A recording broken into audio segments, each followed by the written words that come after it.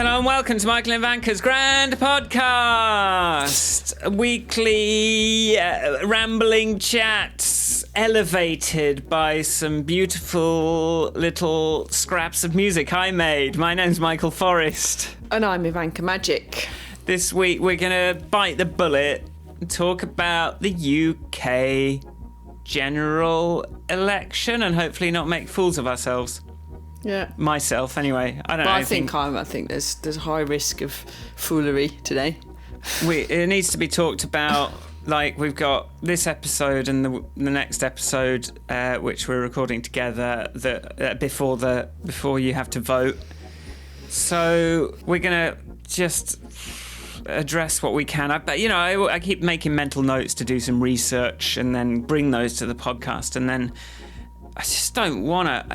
It's just not as entertaining as US politics. Is it not? I sat in front of a lot of the impeachment inquiry stuff. Like, it was just like, turned it on. It was like, yeah, I'm just watching this. And then I just wished that whenever I turned on British politics, it wasn't like, I hate it. I'm going to force myself to engage with this subject. And Ivanka's going to help me using her high level of political engagement that she has. That she claims to have. Really, she's all made up. Okay, well, let's go into it.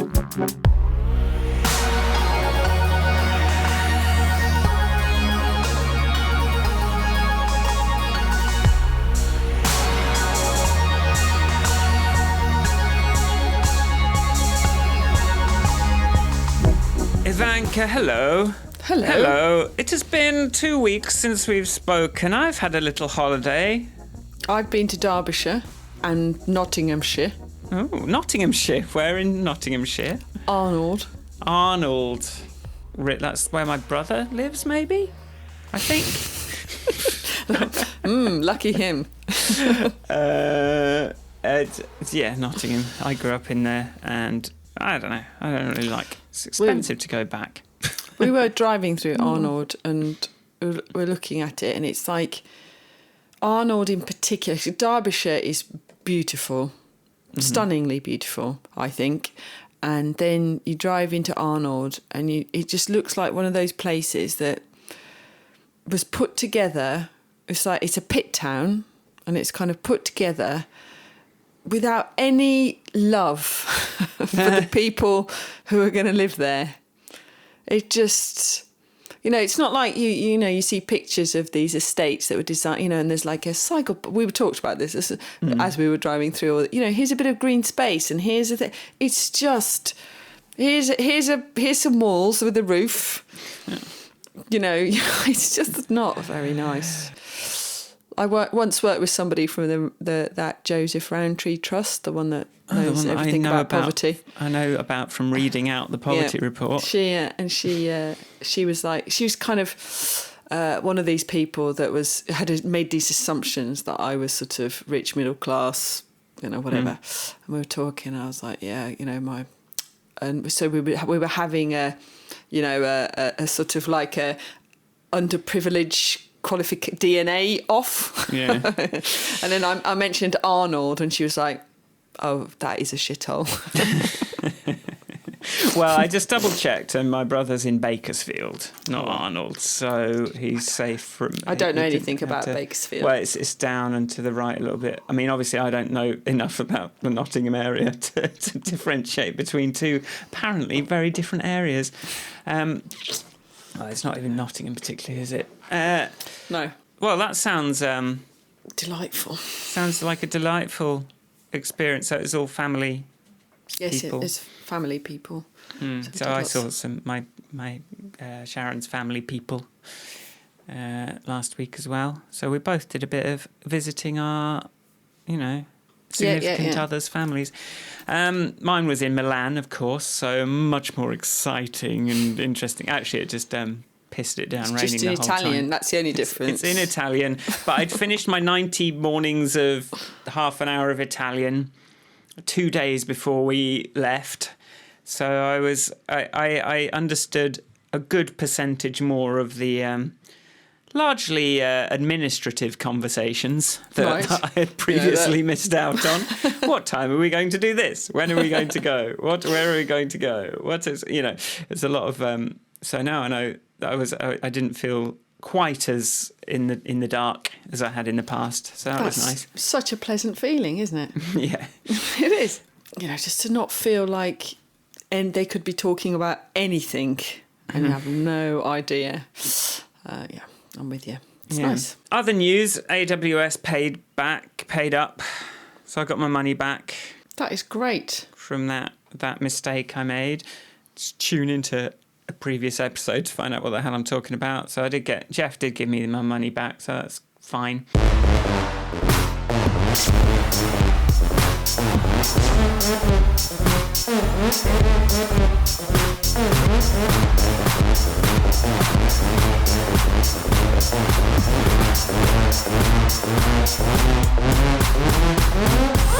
UK politics.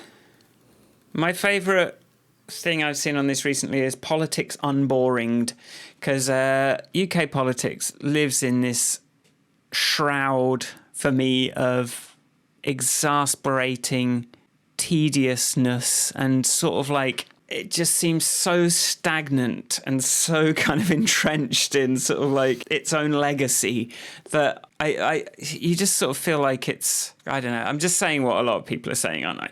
Like, oh, they're never going to change anything. They're all the same. Well, the thing is, they aren't all the same. Okay, good. They're just not. There are some similarities that are required in order to be elected, to be a professional politician. There is some sort of persona that is accepted, or that is, it's still white man in a suit largely. We have some women, we have some people of colour, we have some people of different faiths, but largely there is this sort of to be sort of engaged with. You have to look as though you are of the establishment. Yeah. And I think in that regard, broadly speaking, there are some similarities. But, But we do have quite a nice diverse parliament when you actually look, compared to probably a lot of places. And you do hear these voices. I wasn't literally saying that I think they're all the same. But people say that as a threat. Oh, it's all the same. It's not going to make it. They all lie. And I heard that this weekend as well in Derbyshire. It's like, what's the point of voting? They never deliver on their promises anyway. It's all a waste of time. I'm done with it. I can't be bothered.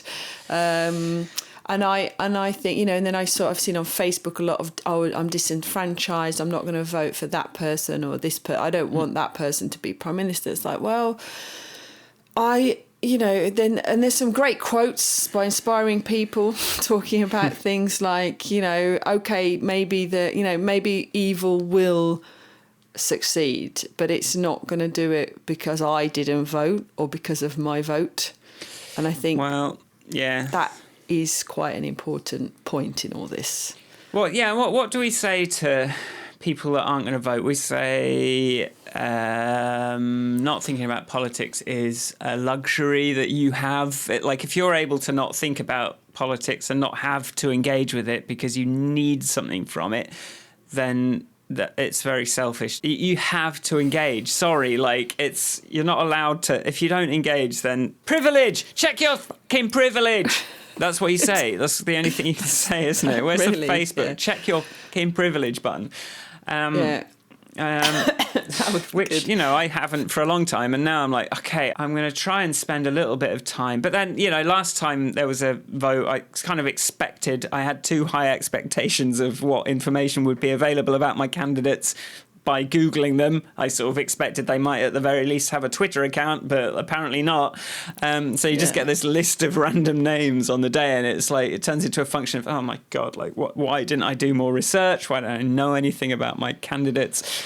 That was more a kind of local council election last time, I think. I know Karen Buck. Karen Buck's my Labour local MP. I am a bit annoyed that I didn't get any response from my very sort of considered letter. I know what the counter argument to it is now, but still, I thought you had to reply to things. You should at least have had an automated reply, even if. Well, I got the automated reply, but but no follow up. Come on. That's not what I'm doing here. I don't think I've ever had a reply that's been considered. The only real way to get attention is to book and go and see your MP. Okay. That's what I've done that before. But this whole they're all the same, and then I think as well there's something about understanding what you're voting for. Okay, step one, like what we're voting for. Like, you're not actually voting for a party. Parties are sort of a thing that's emerged, but they're not really.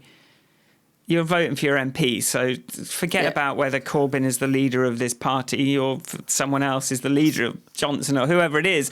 Like, just like look at the person that you have a choice to vote for, and whether they can serve your interests.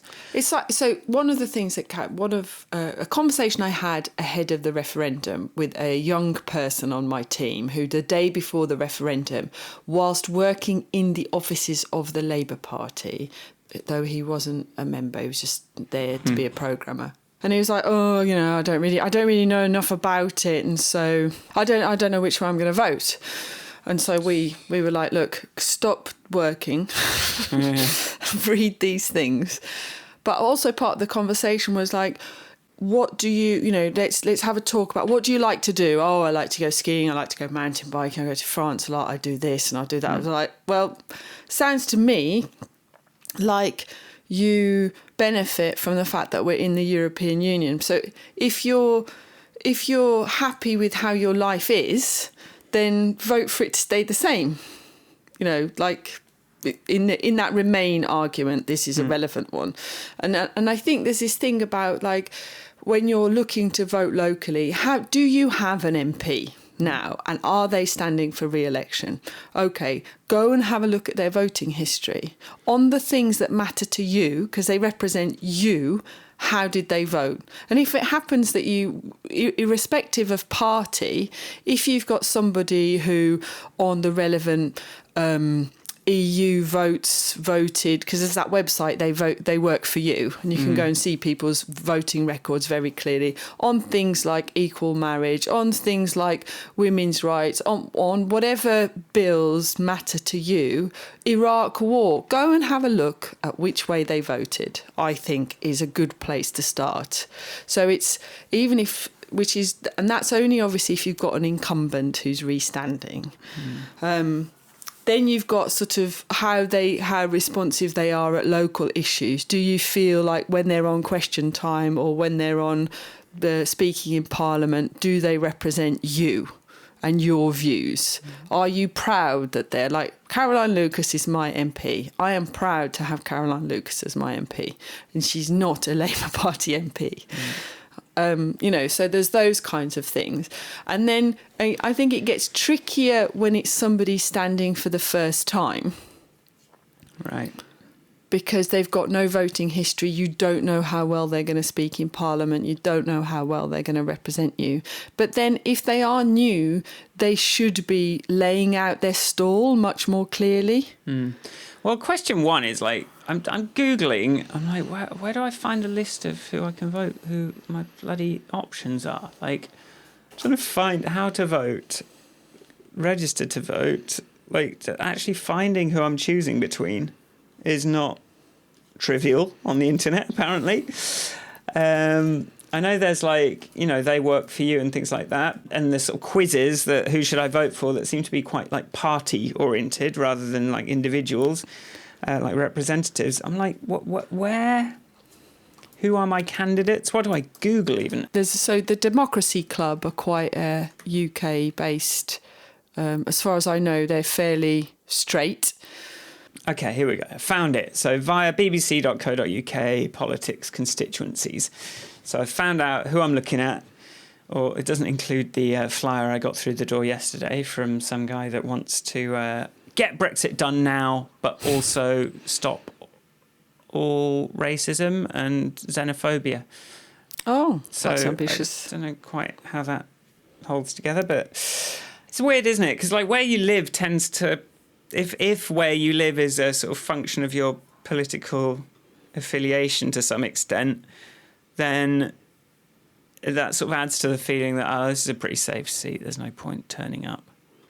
Oh, the safe seat, there's no point turning up argument is also, I think, a bit of a... This is where I think then voting is more of a... It's not even a right, it's a citizenship duty to vote. It's adding your tally to, your vote to the tally. First of all, I think this concept of safe seat is dangerous. Yeah. That's why people didn't come out and vote in the referendum. Surely we're not going to leave. And, conversations like that. I think that you do have a citizenship duty to vote. And I put that above me persuading you to vote for something that I believe in, or engaging in an argument with you about what you should, what I think would represent you, or making sure you understand enough. I think going in and placing your vote is important. I have in the past, I was really pissed off with Labour after we went to... Pissed off sounds childish. I was really upset with Labour when we went to war in Iraq. But I was really angry and probably as disenfranchised as I've ever been.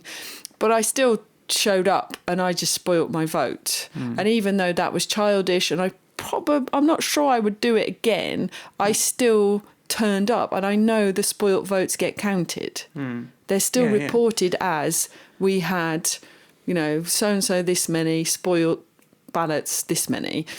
And I do think it's important. And then, looking at the history, I listened to this talk once by somebody, unfortunately, that all the information isn't in my head, but the way the Brighton and Hove city has changed politically, because when we got here in 91, this was a safe Tory area.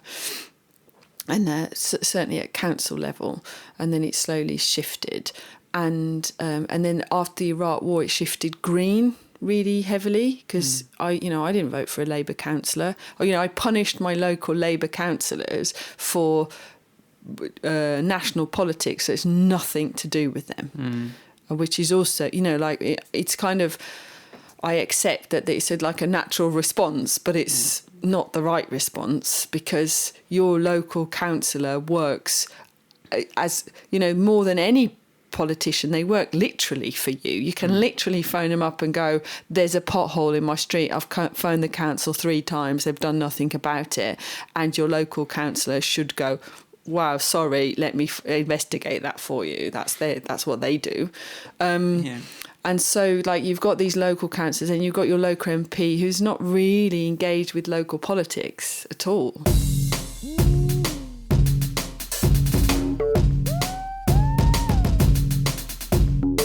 So I'm just thinking about how, even if you want to vote for the one that isn't necessarily going to win, that's important too. And just thinking about, they have people that are trying to predict and forecast and look at the numbers and sort of try and make sense of them. So if people see that there's suddenly a surge in Green Party support in a sort of safe Labour seat, for example, then that's like a strong indicator that that's something that they're going to need to address, right? Yes. So even if the person doesn't get enough votes to actually get the seat, it doesn't mean that they can, that your vote is just ignored, because it kind of goes into that machine of sort of let's try and predict what people are going to vote for and what's important to people. And exactly. And I think it makes it, if you were a Labour MP who by some miracle won the seat against Caroline Lucas, you would have to know that your green representation has to be strong, otherwise you are not going to get re-elected. Yeah. And even when we talk about, when they make the argument for proportional representation, they count, if we had proportional representation, we would have had something like 12 UKIP MPs and 15 Green MP. It would have changed but it would mean that those people who are dedicated to the values of the UKIP party, for example, would be represented. Yeah. And whether I would like them to be represented or not is irrelevant. You can't believe in democracy, or you can't accept democracy and not accept some of the downsides. But sometimes these conversations, if they're not in the open, They fester. Then they become fester, and then everyone. So it's not easy. And then there's all this stuff going on at the moment about tactical voting. And I mean, my biggest fear at the moment in Brighton and Hove is that the progressive vote will be split between the Green and Labour, because a lot of Labour people in Brighton are fed up with the Labour Party. And so now local elections, we ended up with, I think the Greens just got a majority.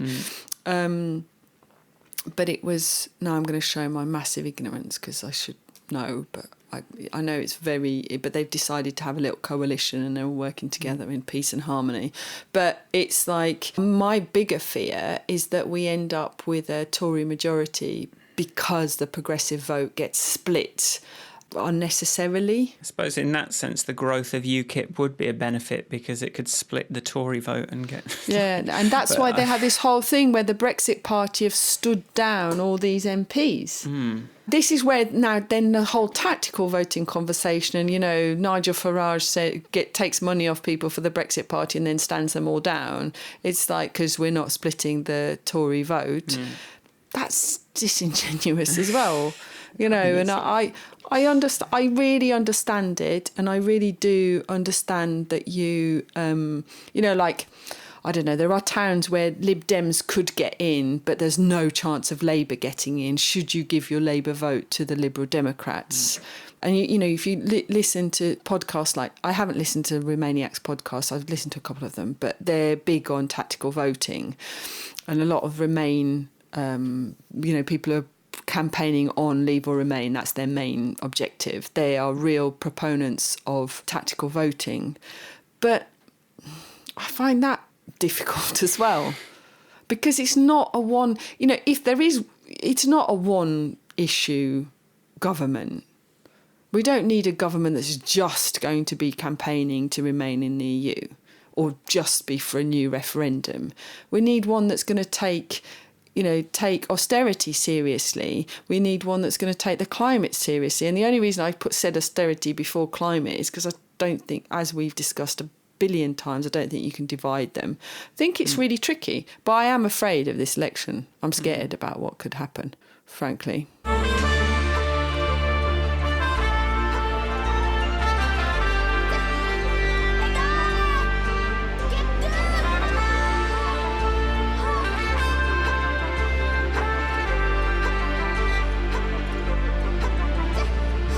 Let's have a little bit of an opinion cast now, even though it's not about parties.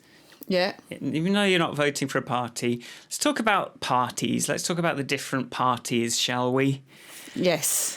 So, I mean, top of the list, because they're currently in power, you have to talk about the Tories, and for me, that UN poverty report is so damning of everything they've been doing, and I think from a very authoritative sort of external party that I just don't know how anyone could look at that report and still sort of want to vote Tory. I think that poverty report, the reason I've been pushing it so much is for exactly that reason. It's like, I'm not telling you who to vote for, but here is the record. Oh, and I was at my I've got a brilliant hairdresser. I go and get my hair done twice a year. Not a very regular activity, but my hairdresser is like he's in his 50s. He's an old punk. He's gay. He's got an MA in art history. Yeah. He's, you know, we have these chats, and he's of that sort of punk generation, really, where there's he likes a bit of controversy, and, you know, he grew up in South London, blah blah. Anyway, we have these conversations, and he will part of the joy of going to see him, I'll go to his house, and we have the telly on with the sound down and music on, and it's very different experience. But we have this, we row generally for 2 or 3 hours about about whatever the topic is, because if I say white is black, he will just say the opposite of whatever. Okay. But I said to him, I'd read this UN poverty report, and his first response was, but you know, how are they defining poverty? And I was like, look, I know what you do, but I'm not playing the game today. I was like, look, I said the UN inspector came, a representative of the United Nations came to the UK and produced this report. He goes, but he represents the Western world. No, he doesn't. He represents the world. It's the United Nations of the world, because, after the Second World War, I literally did this. Like, after the Second World War, we all decided we didn't really want another war. So we all got together and went, how are we going to avoid this? And so I was like, I'm not questioning the source at all. I said that would be the same as me sitting in front of the doctor and the doctor going, I'm very sorry, but you've got cancer. And me going, well, how are you defining cancer?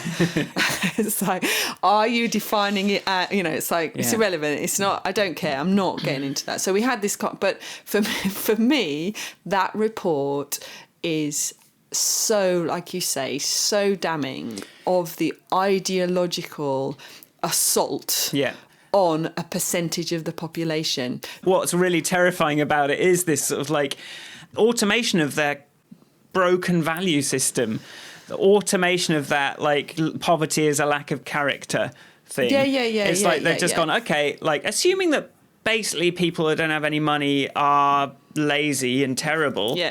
Let's automate that into an AI-driven system. It's like the thing. There's a couple of things. I've worked on universal credit. I'm sure I've said that on podcasts before.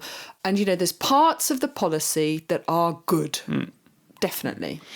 But there's a couple of bits of it that make such privileged assumptions. So the fact that, for example, like he says in that report, that you have to wait, because when people have proper jobs they get paid monthly, therefore you need to learn to get paid monthly, so we're going to pay your benefits monthly. The fact that you were on a job that paid weekly until the day you lost your job and therefore don't have $2,000 in the bank to keep you going for while we sort our shit out and get your first payment. It's 5 week minimum mandatory waiting period. Starvation period. It's like you got to pray you lose your job in the summer so you don't have to pay for your heating as well as your food. I mean, it's just not. These are things that are, in theory, sitting in a some sort of think tank around a flip chart with some post-it notes might have sounded like a good idea to somebody, but somebody needs to test that before they roll it out and inflict it on people. And if you were a company doing this, you would not just go, okay, we're going to experiment on these people and then we're not going to refund them their money if it doesn't turn out to be a good thing. We're just going to kind of let them die. Well, literally let them die. And then they've got this whole 2-child thing. So you get your benefits for your first 2 kids. And the best argument I've heard for that is like, what if you've got 4 kids, what do you do? Give them 1 shoe each? And then people go, well, people shouldn't have that many children if they can't afford them. It's like, what if this is one of the things? This is what you and I have said again. It's like, don't vote as though you're going to be okay. Like, what if you get ill tomorrow and you can't work? What if both you and your partner get ill tomorrow? You may have got 4 kids that you could afford, but then one of you dies. One of you gets hit in a car accident. I don't know. One of the 2 of you requires full-time care all of a sudden, and then you find, that woman that's like, I can't rent anywhere because they won't give it to someone with blaming people for their problems and bringing sanctions against them, like, for stuff that is beyond their control, which only makes it way worse. And that's how, the sort of privileged few sustain themselves. So it's a benefit to the Conservatives to have lots of people in poverty, because that means more interest payments for them, which, is... It's like, but it's the other side of it. And again, this is my conversation with my hairdresser continued. I was like, punishing people does not stop them having more children. We know this.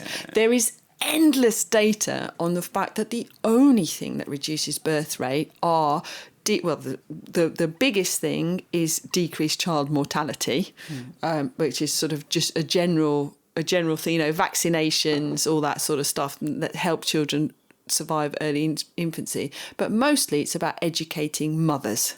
That is the single most reliable way to reduce birth rates. And we live in a country that is punishing people for having too many children at the same time as defunding schools. Yeah. So what do you want? It's like, what exactly, who put this strategy together?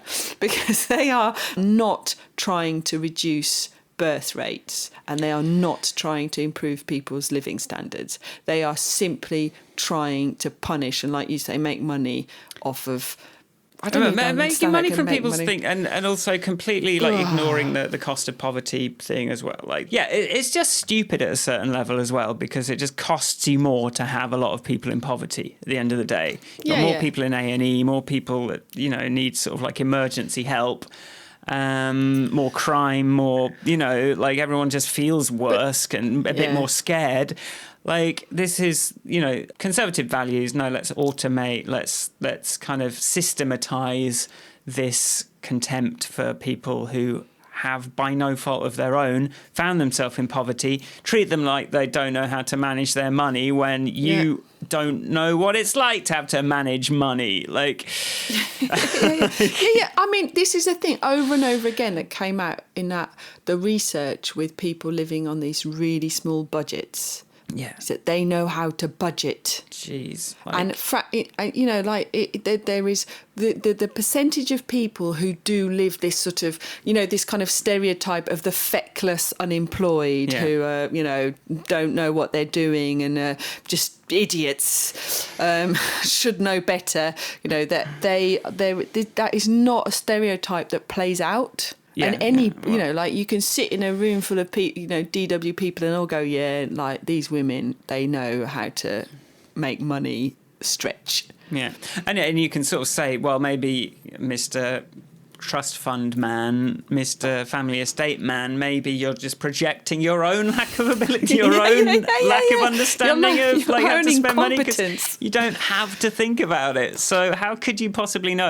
And yet you're going to set the rules by which people have to sort of spend their money. And then just also from Rutger, Bregman's, Bregman's, there's the whole kind of universal basic income thing. Like, the key part of that is the predictability of the income.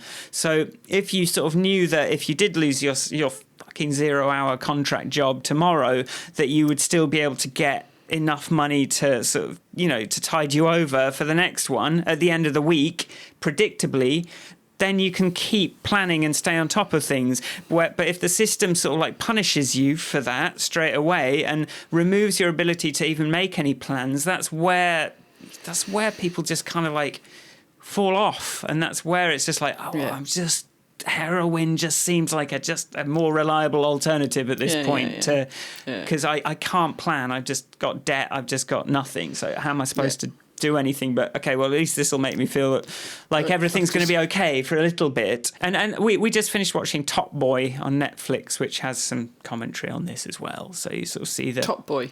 So it's like The Wire, but in London, I think is the sort of quickest way of explaining it. But yeah, it's got the gangs and all that kind of thing. And then it just literally shows like this woman gets like, the immigration control comes in, because I think she's Windrush generation woman, like gets like, the immigration people come in and like say, oh no, you're not allowed to work. So now she's got this kid, and she's been just hardworking in this school all this time, and she loses that job because of the nonsense. And then the kid is just like, he just wants to help her, so he starts off like selling burgers at school, and then of course like wants to join the drug gang as soon as possible, because he can get enough money to maybe they don't have to move out of their house. And it's just like, it's very clear. Like, you don't have to be a genius to sort of make the connection between taking away people's agency, taking away people's, if jobs are the most important thing, if you're going to deny people the right to work as well as denying them any benefits, what are you doing? You're just creating a class of people that are never going to... Anyway, that's Tories. But well, yeah, that's probably good. But that's the thing, that I think that the language in that UN poverty report, it just seems to be like a systematic attack. Yeah. Why, like you say, what is the logic in removing the right to work from somebody who's worked in the country for 50 years? Or like, what? It's What? Why? To what end? To what end? That's the thing I don't understand. And we were out in Brighton last night. We walked along the seafront and through town, and it was 8:30, 9 when we were walking. So those people that were sleeping rough they're there now for the night. It's raining. It's cold, and we were going along. We gave out some. We just left a launch event, so we got some cheese and beer that was in our goodie bags. So we're giving out cheese and beer and cash, and it's like, fuck. This, and then you can't give everybody money as you walk home because you're walking past. So it's the first 3, and then you run out. It's like I think it's just like transparent bullying of people with no power. It's just punching down. It's just saying you can't do anything about this, and we might be able to scrape a little bit of extra tax cut out of this if we kind of stop giving you anything. We're safe from the consequences of it, so we won't worry about it. We'll just kind of take it away and pretend. And like this, it's the Tories' posh voice. This is me and my Eton education to assume that I'm right about everything, and if I don't know something, then I will just assume that it's not true or doesn't exist, and I've got by perfectly well all this time, and people like my confidence and my posh voice, and I am entitled to this seat and this, and now I'm just doing a Boris Johnson impression. I went to an event, a nice, good event with good people. It was like and there was a networky bit because we don't all know each other, but we all kind of occasionally work on projects together. And I sort of had my little speed datey bit with one of the other contractors, and he goes, and with the question you had to answer that was, why do people employ you? And he said, mostly because I'm a male Oxbridge graduate with a posh accent. And he was like, I've got qualifications and I know stuff, but mostly people hire me for that. And I'd be lying if I said it wasn't true. Yeah. But he did it in a sort of self-deprecating way. But at least he's conscious of the fact that it's a thing, rather than strolling around oblivious. It sort of explains for me like why I've been able to take some fairly aggressive risks over the years, because I just think about like getting this flat in Berlin and just like the sublet was like a lot of the time I'll sort of go in somewhere and I'll just sort of seem to get what I want in a kind of way, and it'll be like, oh, you can make an app and maybe you will help me with my app, but if I wasn't white and had a nice English accent, there'd be more kind of in the negative column, wouldn't there? And it'd be like, no, I mean, I don't think so. But just the fact that I kind of tick those privilege, he seems like a good bet. And I am a good bet because it's self-reinforcing, isn't it, as well? It's like, well, I've been given the opportunities and I've taken them, and then that means that, I'm not going to sort of start being all slimy.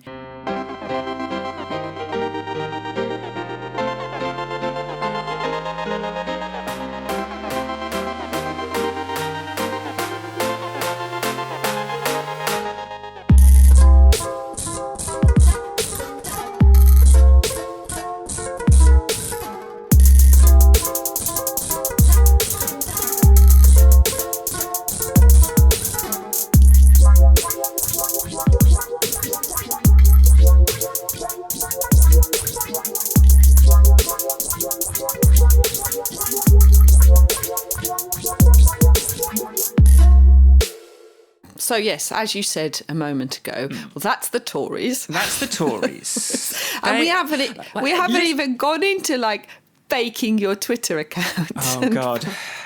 Cool guys.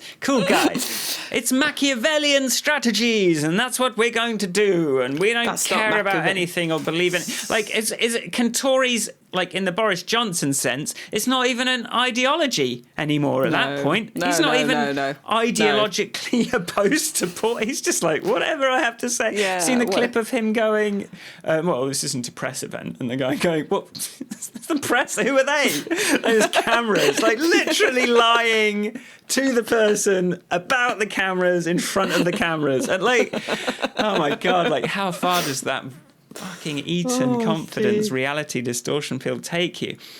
It's like, but yeah, that was that whole Twitter thing, and then apparently they did a fake manifesto site, and then there was something else the other day, and I was like, how little respect does that show every single one of us? The process, the institute, the sovereign nation of the United Kingdom, the whole lot of us. They've all just sat there and gone, Let's do whatever we have to because we care about power more than looking after people. That's so lovely. I don't want to get into I've got an Elsa wand. That's charming. Drag Race UK better. final we watched last night where you win a sceptre. You don't win $100,000 in the UK Drag Race for, I presume, BBC reasons, but one of the best series of Drag Race ever. The British one. So good. I almost couldn't handle it. Like, you've got to be ready. Like when I started on the first episode, I was like, "This is too much for me." But it's like getting into a hot bath. It's like to start off with, you're like, "What is this? So much pink, so many things," and then you sort of like get into it, and you're like, "I love it." Best Donald Trump impression you will ever see. Like, just amazing. Anyway, sorry, that's a diversion. But anyway, what I wanted to do... But a good one. Little light relief. Look at the kittens. Look at the kittens. It's just got Donald Trump drag saying to Margaret Thatcher in drag, "Yeah, that's how you fuck up a country."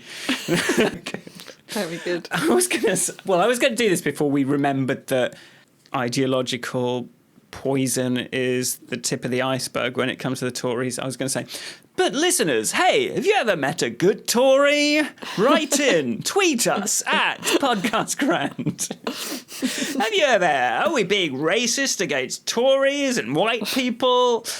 Is the liberal elite taking over and ousting our precious politicians and replacing them with... Anyway, maybe, though, on the subject of precious elite and politicians, off the back of the Prince Andrew shenanigans... I've glimpsed. I'm not going to even click on one of those articles. No, I didn't watch it. I mean, I've just read I really sometimes have to... I stop myself clicking on anything that says royalty in it. But it's like, could, though, this be the end of the... Eton elite, the royal elite, all of it in one go, gone. Yeah, it'd be great, wouldn't it? Could it? And then we can, and then what? So what? If it is all a bit fucked, at least we did it ourselves. At least we voted for it.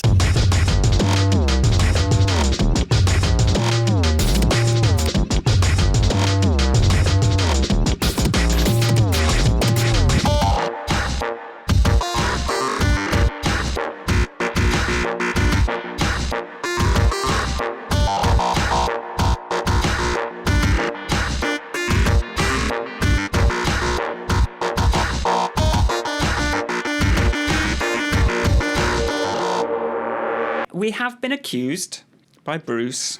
By Bruce? Yes, Bruce. Sorry. An offhand dismissal of Labour.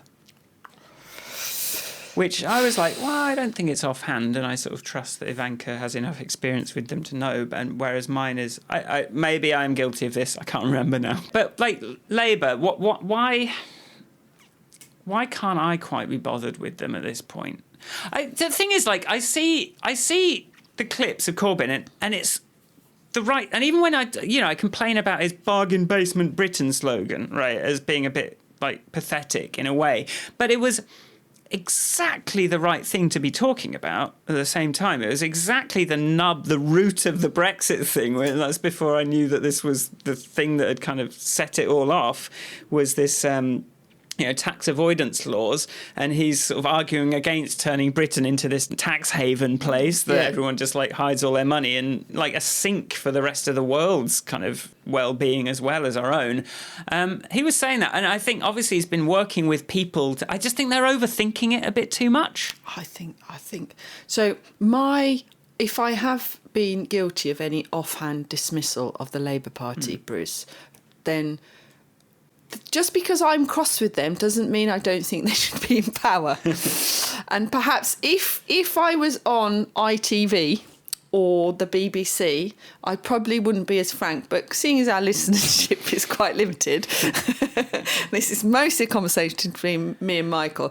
I think, you have to pause and you have to look around and go, things could be better. Things could be done better in the Labour Party. And my experience of working in the Labour Party headquarters was quite disappointing, to say the least. However, I agree. And I've had this conversation at a dinner party. We had trustees dinner. We had a meeting and then we had dinner around one of the trustees' house and we were talking about politics, of course. There's a surprising number of people, this reminds me, who I know who are Labour Party and Green Party members, which is obviously not allowed, but it seems to be a thing. But we were talking about the fact it's like, right, whilst I think that things can be done better in the Labour Party, I would in no way want that to take away from the fact that they have my 100% support in this election. Okay. So I would rather we were in power, me and my comrades, I think it's scales, isn't it? Well, and I suppose it's like you don't have to be northern to like the Labour Party. You don't have to you don't have to be a coal miner to support the Labour Party. We could all run into problems. Don't vote for a tax break. Vote for when you both come down with something. Yeah. Anyway, we've already said this, but is this that would we say this is the nub of what the Labour Party stands for? Are they socialism? Are they? The Labour Party, in fact, in some ways, is part of, I think, the resistance to Corbyn. Is he's taking the conversation more to the left, a lot more to the left, which is then freaking out the people who are like, oh, let's all just rub along and find some progressive centre that's just, everyone's happy. But what we've got is a left going further left, which is freaking people out, and a right that's going further right. Broadly speaking, the Labour Party stands for the welfare state. We can't afford to have any more cuts. We can't afford the cuts we've already got. Yeah, and you can't make A&E more efficient. You don't. That's not what an emergency service is. You make A&E more. I've been listening to so many. This is the reality. I had a meeting with some people that I'd worked with at Brighton Council. It's like social care. They've not got the money to sign a maintenance contract for one of the critical systems. There's just no money. There is no money. There's no money coming. There's no money. And this is, I was listening to a programme the other day, like all the cuts to the National Health Dentistry, because that's one of the Labour policies, is to bring, reinvigorate and bring back free checkups, first checkup for everybody. And it's like A&E is filled with people with toothache that shouldn't have toothache because they should be able to afford to go to the dentist. So it's like, if you had a free checkup twice a year, you would go. A lot more people would go. It's expensive going to the dentist for everybody, frankly. It's hard to get an NHS dentist. So it's like all of these policies that the Labour Party are putting together, some very clever policies. Their cycling policy. Chris Kenyon was involved in advising on their cycling policy. They've got some, and they're not talking about it in terms of cycling. They're talking about it in terms of transport. They're talking about it in terms of changing the way that we get around, which we all know we need to do. We can't handle any more pollution. We can't, it's not just about reducing fossil fuel emissions. It's about being able to breathe. So welfare state, please, let's not destroy it, because it's just short-termist nonsense. This idea that you can kind of keep cutting public services and not end up spending more money overall. And when people sort of, it'll all cost money, but it doesn't. It's like Roosevelt. It was Roosevelt that rebuilt. He was the president that did the building the road and rail infrastructure in the States at the end of the Depression to get people back into work. It's like giving people wages to build a thing stimulates your economy. Like this is the whole thing about the aspects of this Green New Deal and creating new green jobs for people. Don't just close the coal mines, give people something to do. Like, it's not so what if we employ a load more dentists and teachers and nurses? Fuck, let's just all pay each other to look after each other. Brilliant. Yeah, what a and great meanwhile, economy. you're doing that anyway in the military sector, like paying contractors through the nose, like private sector contractors. So why not pay some citizens much less money and actually get a lot more value out of it, and everyone's better off. But yeah, it's not seen the same way.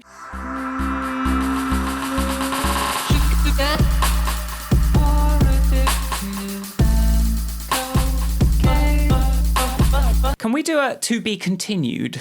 Yeah, to be continued. This is to be continued. In the next episode, we're going to touch on the thing that everyone can't... Look, I'm just enjoying this conversation about Labour, not having any mention of the thing that every single article about Labour seems to have to now mention, regardless of context. I think, I also want to, invite people to... I mean, we are recording these back to back, but I guess if someone hears this episode and has something to contribute, that if someone says something interesting enough, maybe we can do a little addendum thing. Yeah. Having heard a little bit of feedback, schedule that in. This is an important topic. Yeah, because we've just got this. Yeah, because we kind of have to do. Yeah, maybe we can do that. But for now, we're gonna to be continued on our discussion of the Labour Party. Bruce, so we'll... Yeah, Bruce. Sorry, Bruce. Outro music, and then... Yes, Comrade Bruce. Comrade. Okay. I was in a pub in Derbyshire and people didn't want to talk about politics, and I was like, listen, comrades, we need to discuss this. I had to keep it light-hearted and backtrack heavily, but... Can you imagine? If I'm almost certainly going to learn the words to the Internationale just so I can stand up in pubs. Okay, sounds good. And Don't know wind what that people is. up. Let's get out of this episode. Okay.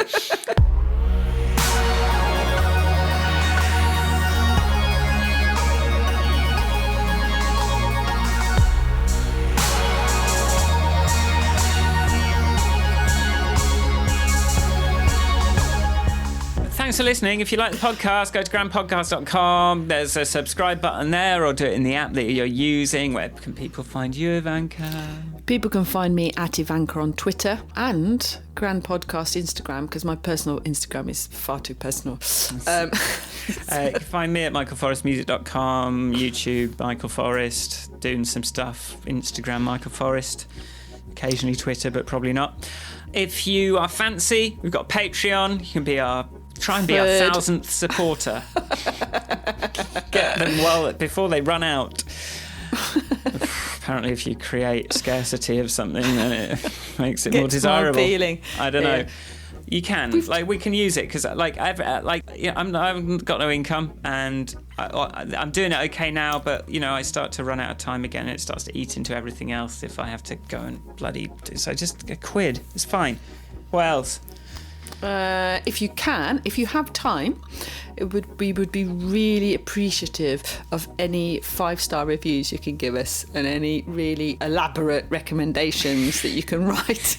Excellent. Yeah, do that. Feed the algorithms. Feed the algorithms. Tell your friends. Get their phone. Subscribe. We've had over 20,000 downloads of our podcast. That's a big number, isn't it? It's big, isn't it? That's lots of people listening to us for an hour, potentially. Can you imagine?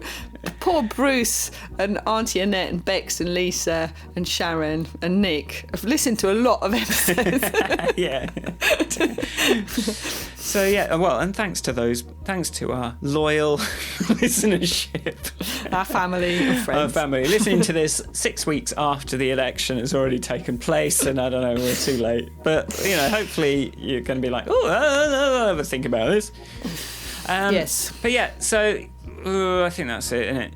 That'll do us. Thanks for listening. Email us hello@grandpodcast.com or tweet us at podcastgrand, and we'll see you next time. Bye. Bye. Bye. Bye. Bye. Bye. Bye.